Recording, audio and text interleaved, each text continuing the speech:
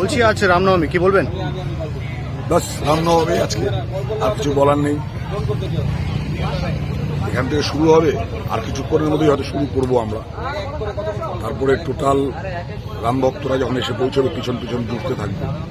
এখান থেকে বেরিয়ে একদম বাসস্ট্যান্ড থেকে লেফট টার্নে রবীন্দ্র স্ট্যাচু, উকিলপাড়া হয়ে আমাদের লোহাপট্টি মোড় দেন আমরা চলে যাব তিনপুল থেকে রাইট টার্ন, চোপড়াঝাড় জীবন মোড়, লেফট টার্ন নিয়ে সোজা সূর্য সেন স্পোর্টিং ক্লাব।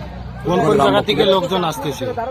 সব জায়গা থেকে লোকজন আসবে, পুরো জেলা থেকে, অর্থাৎ আমাদের যে জেলা সাংগঠনিক জেলা, গোয়ালপুকুর 1, গোয়ালপুকুর 2, চোপড়া, আমাদের ইসলামপুর গ্রামীণ শহরে সবই আসবে। আনুমানিক কতজন লোক হবে? আনুমানিক রাম ভক্তদের আমি সবাইকে নিমন্ত্রণ করেছি।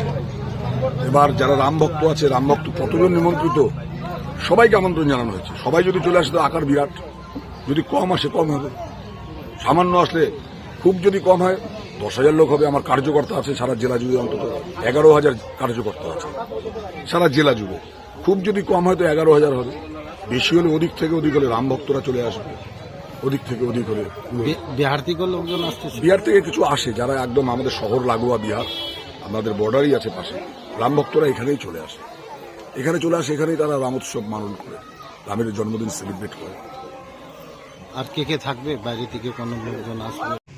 দেখুন, রামনবমী নিয়ে এবছর মানে জনপ্লাবন, আমরা যেটা লক্ষ্য করছি যে এবছর জনপ্লাবন হবে ঈশ্বরপুর খণ্ডে, ইসলামপুর সাব ডিভিশনের অলি গলি, যেখানে কোনো ব্যক্তি বাদ থাকবে না।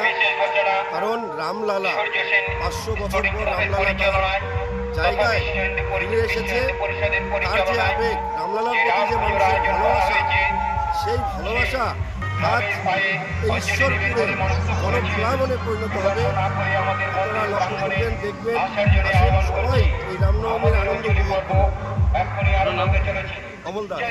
সমগ্র উত্তর দিনাজপুর বাসী সহ সবাইকেই রামনবমীর শুভেচ্ছা। এবং আমাদের সনাতনীদের আজকে যে বিভিন্ন জায়গায়